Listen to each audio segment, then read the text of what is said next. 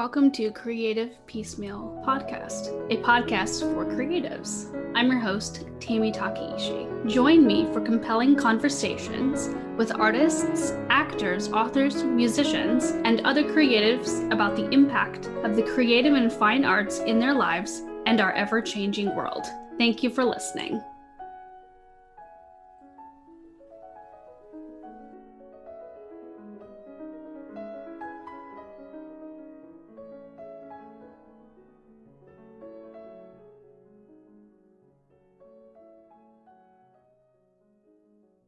Hello, welcome to Creative Piecemeal Podcast. I'm your host, Tammy Takeishi. Today, I am joined by recording and sound engineer Mark Miller. He is a Western Massachusetts-based recording engineer and sole regular member of the techno-industrial band Out Out. He was the founder and owner of Slaughterhouse Studios before closing it and founding Sonelab with Justin Pizzoferrato. Welcome to the show. I'm excited. I've not had a person on the show who's a recording audio engineer before. And I'm just curious, who or what inspired you to go into that field? Oh, boy. I mean, since I was a kid. My eldest brother had a tape recorder when I was 4, one of the old reel-to-reel style. And I begged him to teach me how to use it. And he did. And he trusted me with it at age 4. So I think the seeds were pretty well sown. It was always fooling around with electronics ever since. Nice. Yeah. Wow. At the age of 4, not too many people can say they've got their start there. It was that or being a DJ. When I was in like middle school, I was fascinated with DJing, and I did do some DJing as well through middle school and high school. It was the recording side that stuck, I think, also because I was fascinated with synthesizers and electronic music, and I got my first synthesizer when I was in high school, and of course, it needed to set about recording it somehow. So I started recording myself and making up songs and just kind of figuring it out as I went. And I had a good friend who lived across the street from me, Hemant Swaminathan, and he had a 4-track and a guitar, and we traded equipment back and forth and sort of taught each other tricks. And that's, I think, the roots of learning basic recording skills was during those years in high school with Hemant. Did you end up studying music or recording in school? I tried. I did a year at UMass Amherst where I tried to do a bachelor's degree with individual concentration, but the facilities weren't really there in the late 80s for what I wanted to do. So I actually dropped out with my parents, not just consent. They encouraged me, actually. I took a year off and they encouraged me not to go back because by the time I'd gotten a year in, I was already interning at one studio as well as working at a record store full time. And I had most of an album written that was being, there was a small record label in New Britain, Connecticut, I believe it was, that was interested in this record that I'd recorded in my basement. And so between those two things and having a decent regular day job at the record store, they thought, you should keep doing what you're doing. So after 1 year of college, that was it. Well, yeah. I mean, if you have a passion for it and you're able to keep the lights on, why not, right? Yeah. And the studio that I was interning at, even going back as early as age, I think it was around age 18, it was run by a friend who worked at the local music store. And I think he saw something that he wanted to encourage. And so he really took me under his wing and became my mentor. Got me going pretty hard. He was really supportive. It was really excellent. That's wonderful. Yeah, shout out to Rusty Annis. One of your favorite moments recording? Well, generally speaking, in recording, those favorite moments when you've got a band or a performer in the other room is when it just all clicks and you hear what basically sounds like the finished song just coming right out of the speakers. And that only really works, obviously, if you're recording a band that is playing together at the same time. But when that happens, it is a moment that I think everybody in the room knows it when it happens. And that's a marvelous thing. Just capturing that performance and going, yeah, this is what the world's going to hear. We got something here. That's a great feeling.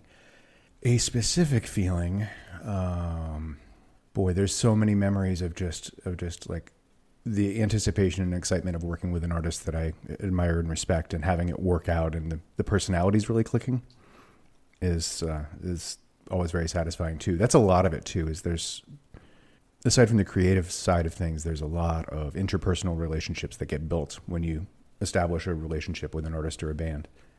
Some of my absolute best friends on the planet are people who I've known, some of them for 30 or more years, and they're all from bands that I worked with. That's how I met them. That's wonderful. Are there any bands that you wish you could have recorded in history? Oh boy, sure. I could say something obvious like the Beatles, but I would say XTC. The way they used the studio in their middle and later career was not very different from the way the Beatles did. They stopped being a touring band and just focused on using the studio as another instrument. And they're probably one of my favorite all-time bands. So the the ability to even be just a fly on the wall for some of their recording sessions would have been a marvelous experience. What is a piece of recording advice that you ignore, and then a piece of advice that you always follow? Ooh. Ignore would be, what's the right way to do this? That is, while there are good guidelines to have, just probably like in any creative or technical field, there's good guidelines. It's not purely a technical field. So yeah, there's the theoretical right way to do something, but doing it the inverted commas wrong way can sometimes yield the most interesting results sonically. You can get something surprising that catches the ear. Just putting a microphone in a place maybe you wouldn't think would work. Oftentimes, if I've got a drummer in the studio, I'll throw not just a pair of room mics. Like a lot of people will put mics in the room to capture the sound of the room as well as the mics on the drum kit. But I'll maybe throw a mic on the floor behind the drummer, or someplace just weird, or maybe the guitar player's got a mic so he can talk to the other people in between takes or even do vocals. But if they're not singing, that mic is still on, and maybe it has a really interesting sound and it wasn't intended to be for the drums, but there's the drums in there and they sound really cool. So breaking rules as much as using guidelines to get started. Yeah. Things that I always do, or I always try to do, I think the number one thing, at least since the era of digital recording, is keeping track of files, meticulously labeling things, labeling files, putting dates on everything. Every time you do a rough mix for a client, you put the date on it. That I just went back and found a bunch of takes from a client of mine from 2010 because they wanted to revisit all these songs. There was like 25 songs that they just sketched out, and here we are 12 years later, and then we're trying to actually turn them into finished full recordings. And if I hadn't dated those files, finding them would have been a needle in a haystack. Yeah, and then of course backing up all your backups. Oh right? yeah. At least 2 copies of everything at all times. 3 ideally, and if you can, get another one off site. What's one of your favorite things about your career field? Well, it's people, but it's when somebody comes in with a vision for their idea, for their creative work, and they leave feeling that they've achieved it and it matches what their imagination had or comes close to what their imagination was, which is not always easy to do because as a musician myself, I rarely ever come up with a song in my head and have it actually sound like that when it's finished. But even if it's close enough, it's that satisfaction of, yeah, we got this. This sounds great. Or if I can exceed their expectations with my part of the job, they're even happier than they expected to be. That's always just so satisfying. But it's ultimately that comes down to the relationship with the people as much as it does to the art. Yeah, it's an art form to do what you do as well, taking the product from the artist and helping to fine tune it into what they hoped and then some. Yeah, and of course you're trying to interpret what that is through your own filters too. I'm always bringing my expectations of what a guitar should sound like, and maybe it's not what they want. So I have to be ideally nimble enough to pick up on that and go, oh, okay. Here's a good example. Somebody once asked me if I could make their guitar sound more purple, and it took a while, and I did my best to bring up like synesthesia aspects of what sound and color would be. And if blue is cold, and cold tends to be lacking warmth in a sound, if you're going to use these metaphors of temperature, then red would be hot or warm, so it would be a warmer, richer sound. So purple was somewhere in between, and I don't know if I went from the direction of it being more warm or more cold. I don't remember what the starting point was, but I remember that thinking, okay, what am I going to do with purple? Very quickly on the spot, what do they mean by purple? And reaching for probably an equalizer and turning up or down the bass and just making it more or less warm sounding. And boom, they were like, yeah, that's it right there. Do you tend to encounter musicians with synesthesia, or many of them in your work? I think probably more than I'm aware of. I think it's actually fairly common. I think I've only met a few people who actively have, said, yeah, I have some form of synesthesia. The people that I encounter that have absolutely perfect pitch or perfect absolute pitch is another. I guess there's a number of different terms for it. My mom had absolute pitch, where they can not only recall the pitch or a key of a song from memory, but can sing it right on pitch without any outside reference. Makes me wonder if there's something sort of like synesthesia going on. Yeah. I once knew a person in grad school who had perfect pitch because he had synesthesia. So for him, every single note was a different shade of some sort of color. Yeah. Of course, when you assign notes to color, you're going to get a perfect score on a pitch test. The rest of us were struggling along. Yeah. My mom could recall. You could play a chord for her, and I did it over the phone a few times. Mom, what's this chord? And she'd be like, oh, that's a blah, blah, blah. And it's composed of these 3 notes. And yeah, lo and behold, she was always right. That's fantastic. Did you inherit that gift? Not fully. I have very strong relative pitch, and I have noticed over the years that I can often think of a song and sing the melody without having heard it, recently, or having listened to any other music recently, and just sing it. And then I've tested myself a few times, go on YouTube and play it. And it's like, yep, that's it. So there's a bit of that there. Do you ever hear a song and go, oh, it's in the same key as this song, and it reminds you of that? Not with keys, but with chord structure, rhythmic structure, melodic structure. But I think a lot of people do that. They go, oh yeah, that sounds sort of like whatever by so-and-so. If you could just wake up one day and play any instrument that you don't already play, what would it be? That I don't already play. I don't play any one instrument particularly well, which is the funny thing. Violin, perhaps. I think that the amount of skill and dexterity and hearing involved in playing violin is astounding. For instruments that I do sort of play, I would really love it if I could somehow be an actual guitar player. I can't get my left hand to cooperate. That I've tried to do, and I'm not very good at it. If I spent more time playing drums, I actually would probably be a pretty decent drummer. And I'm okay on keyboards, but I can't sit down and play you a song. I've been using keyboards since, like I said, my first synthesizer in high school as a writing tool, using MIDI and sequencing and layering up one part at a time. Building all of the parts on top of each other using a computer. And of course, that's very common now, but back in the late 80s, it was actually a fairly rarefied thing. Not a lot of people, were doing that outside of studios. The affordable sequencers for home were just coming on the market, and I saved up my money and grabbed one right away when I could.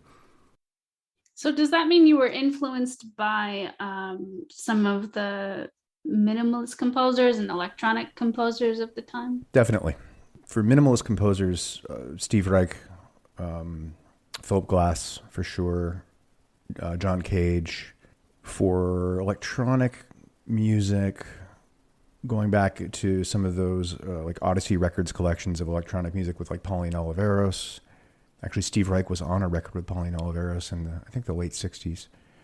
To bands like Cabaret Voltaire, in the late 70s, early 80s, they were fairly big pioneers of electronic sort of danceable music. Actually, they got quite danceable in their later career. Kraftwerk would be an obvious one. There's so many. Right?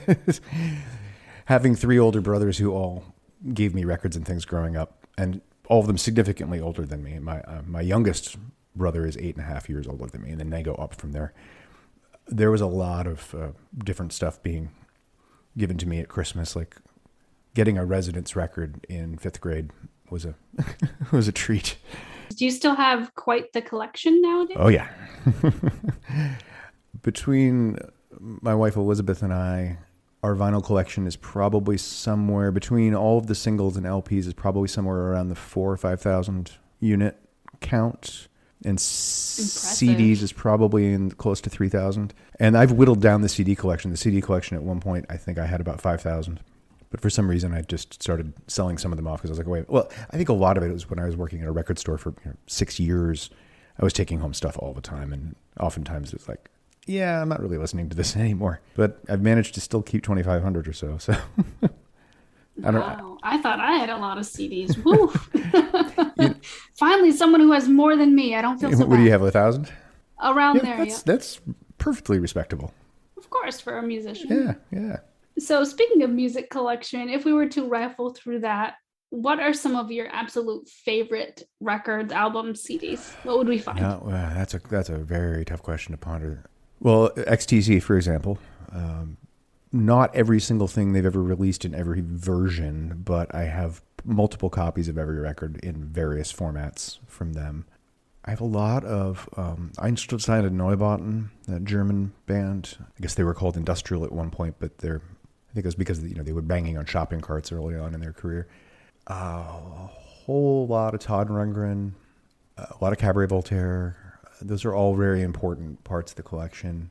Medicine, we have a bunch of Medicine, or a wonderful California band, and it just goes on and on. It's I think for one single, if I was to think of one single record, the artist, why am I forgetting his name now?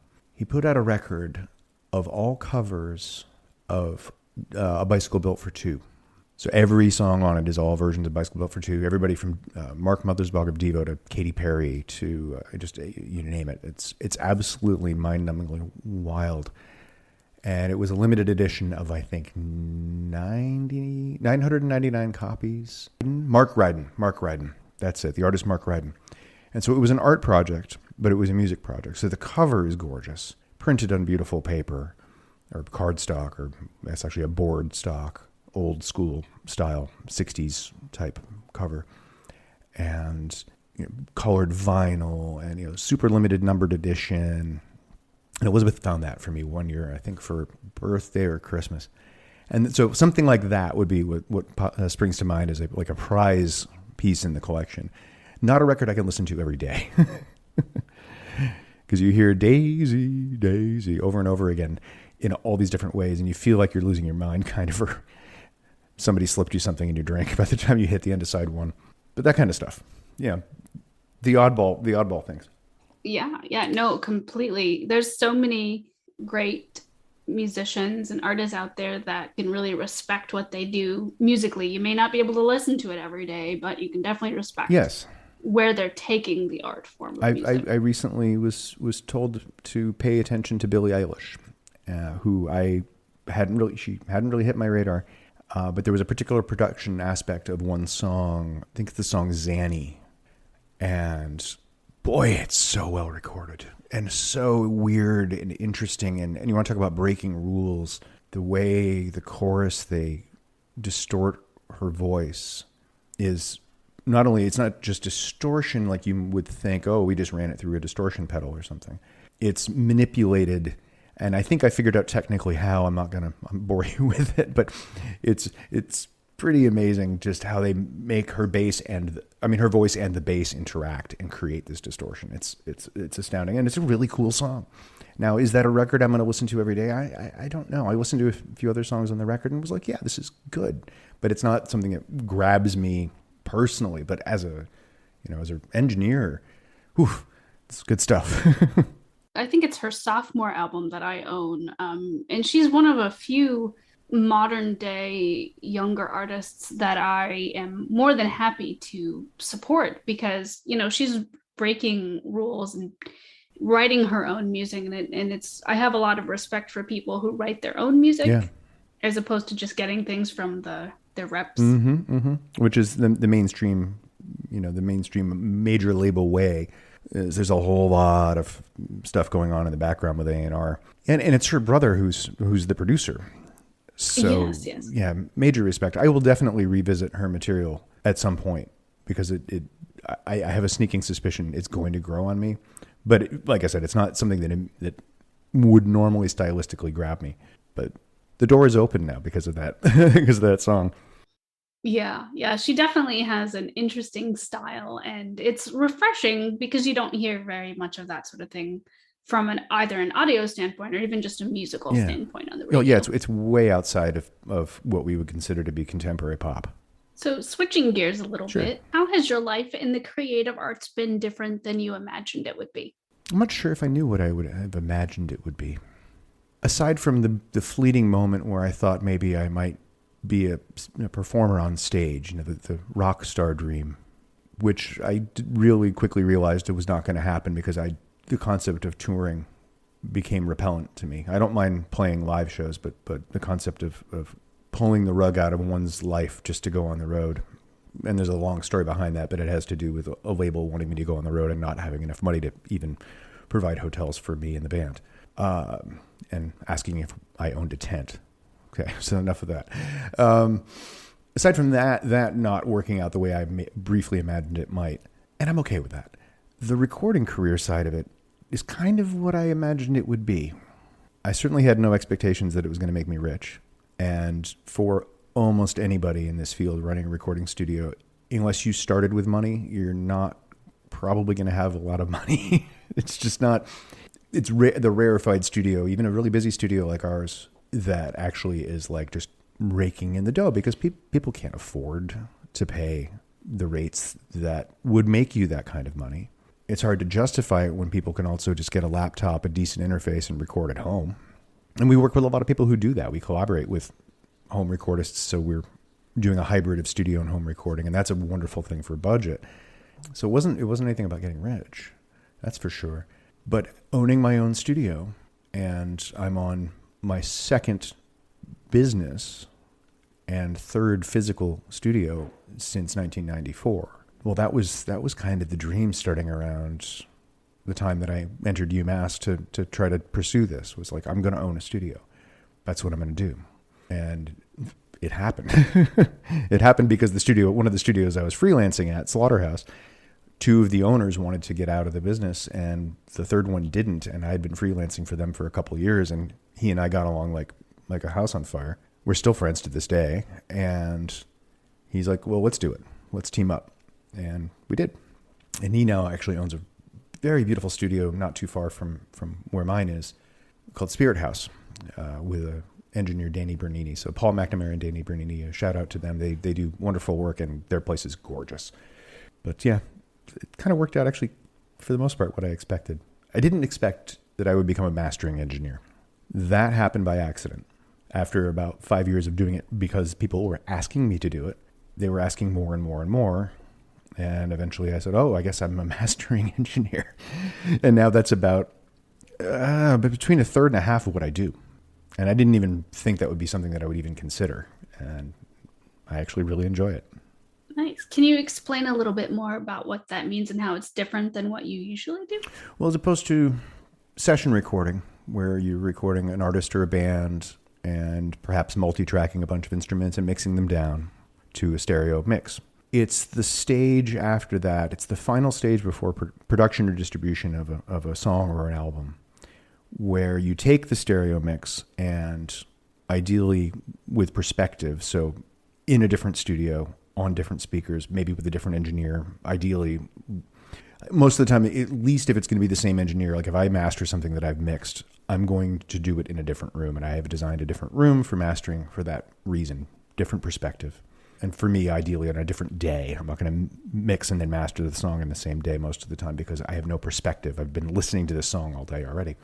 But mastering is that final stage of production where you take the song or songs and you prepare them for release. So maybe a little touch-up equalization, making it a little bit louder, correcting things that maybe got not quite taken care of in the mix down for any number of reasons, whether it be the acoustics of the mix room or the speakers in the mix room having some sort of anomaly that influenced how the mix was done and that didn't translate out onto other systems or whatever. Correcting weird bass stuff, for example. Sometimes you'll get funny bass notes that are resonating in the mix when you're in the mastering stage. You're like, wow, that frequency is bulging. And if you go into the mix room and you listen to it and the mix sounds fine, it's because that frequency was somewhat absent in the mix room.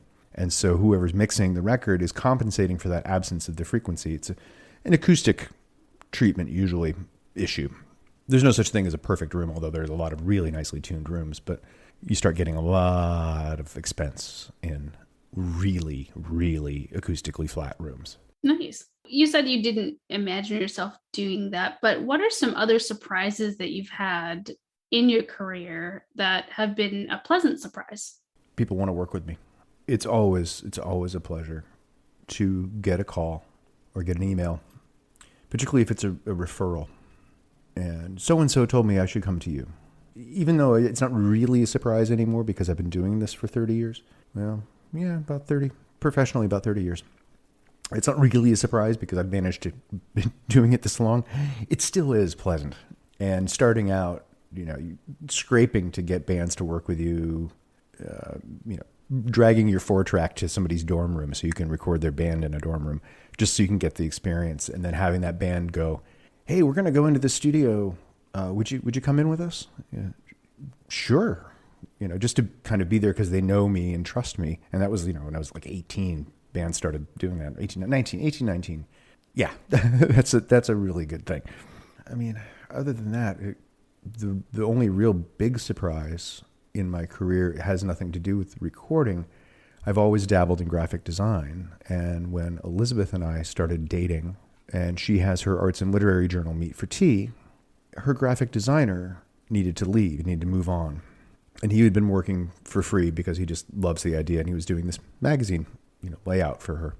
And he needed to move on, but I was right there having done things like CD covers and album covers and posters and things like that. I looked at what he'd been doing and said, well, I could take that over, I think. And I did.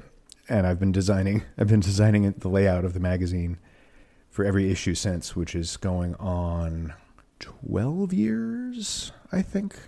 Somewhere around volume 3, issue 4, I think is when I started doing it. I took over for Raphael. And of course, he gave me a jumping off point. He had a lovely base design to work with, so I didn't have to reinvent the wheel or anything. Every 3 months since then, I have laid out a magazine that grew from 40 some odd pages to now over 140 pages. So that's been a nice thing. And that led us to the podcast, which I really enjoy doing as well.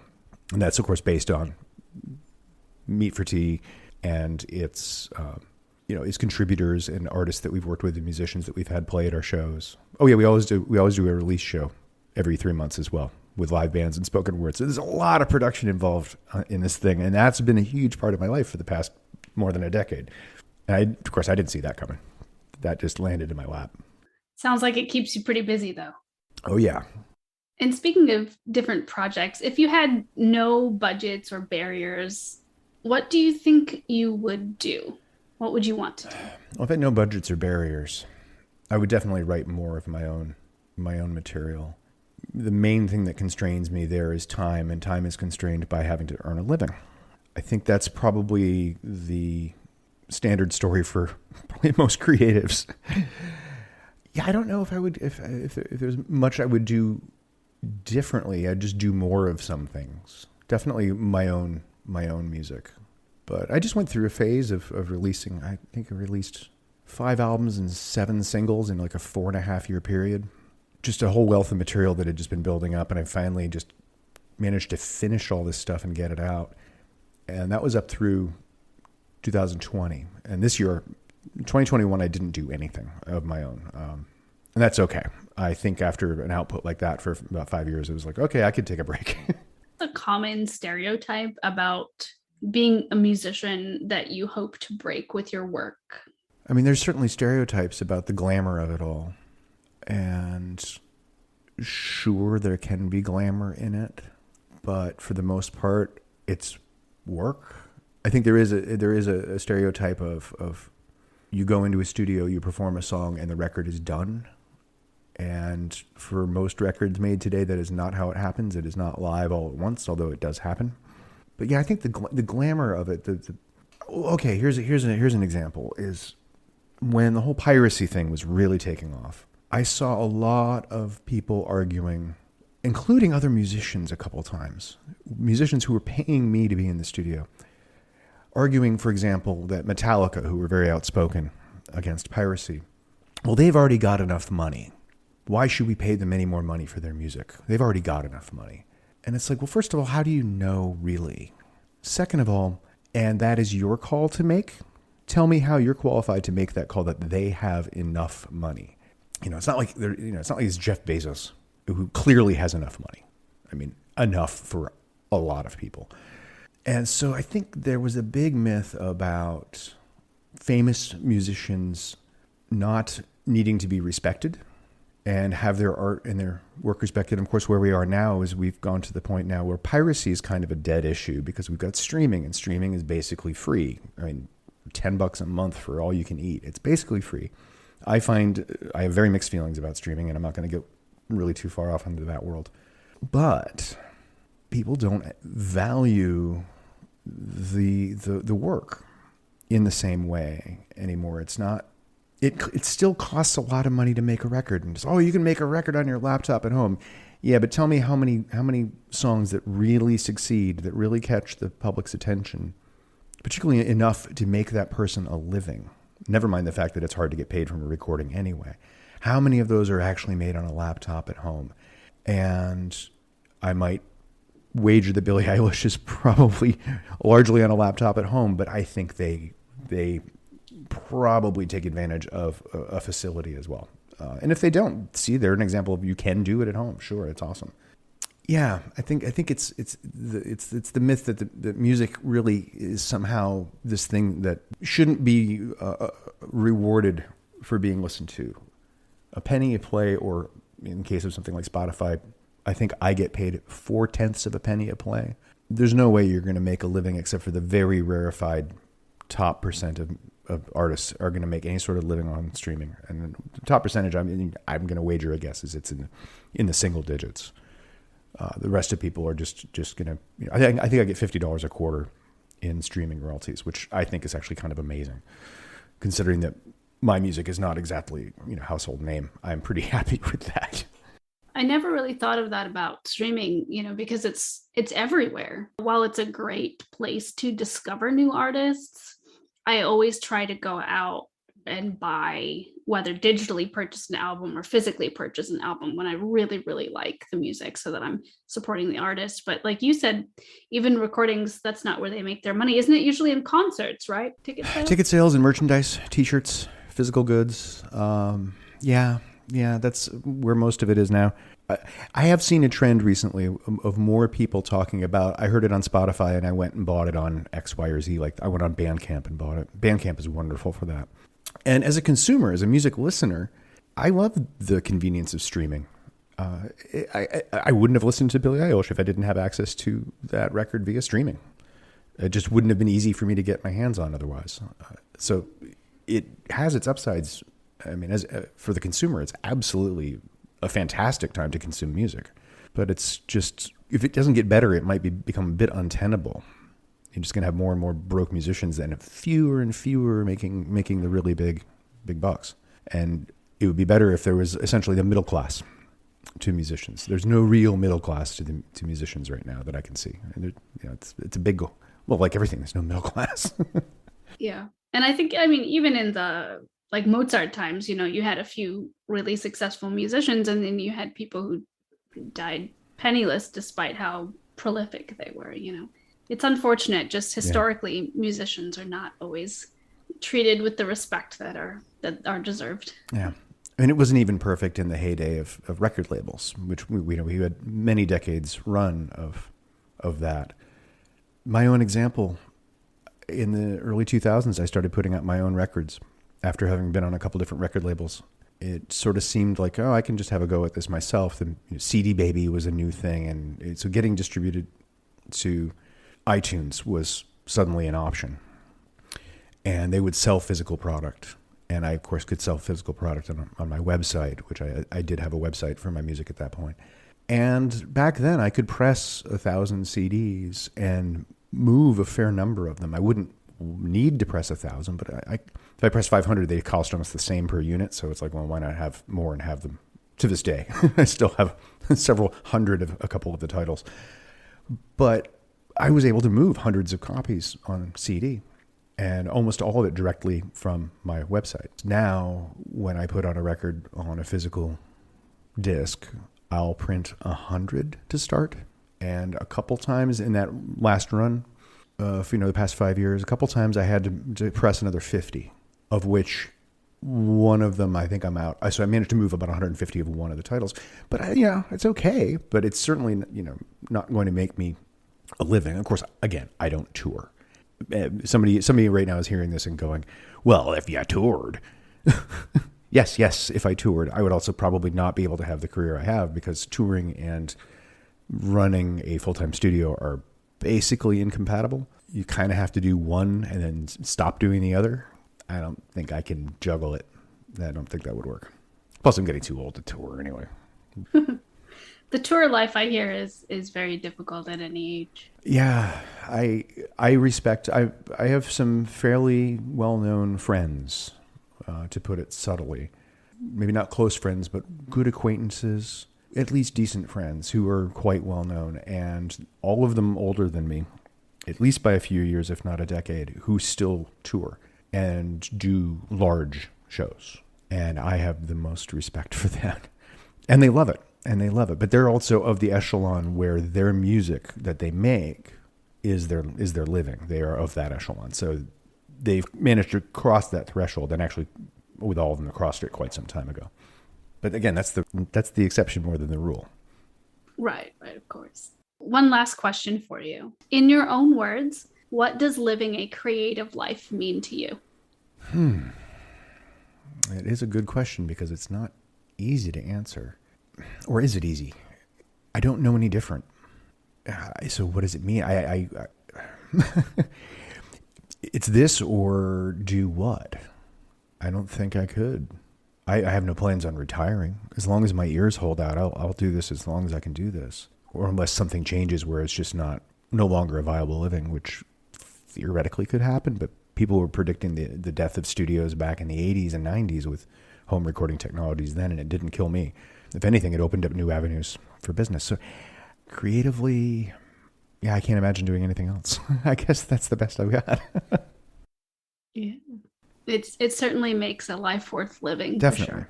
Definitely. I can't imagine it in any other way. And then, of course, with the addition of, over a decade of working on Meat for Tea, the magazine is just yet another creative outlet and layer of fulfillment. So, yeah, I'll take it. Excellent. Well, Mark, thank you so much for joining the podcast. Listeners, please check out his bio and links to support his music. And if you happen to be a band or artist needing a recording studio in the Massachusetts area, look him up. And as always, thanks for listening. Thanks for listening to the podcast. Like the show? Have a question? Stop by the Facebook and Instagram pages. Links are in the show notes, or search for Creative Piecemeal Podcast on social media and click follow for all the latest.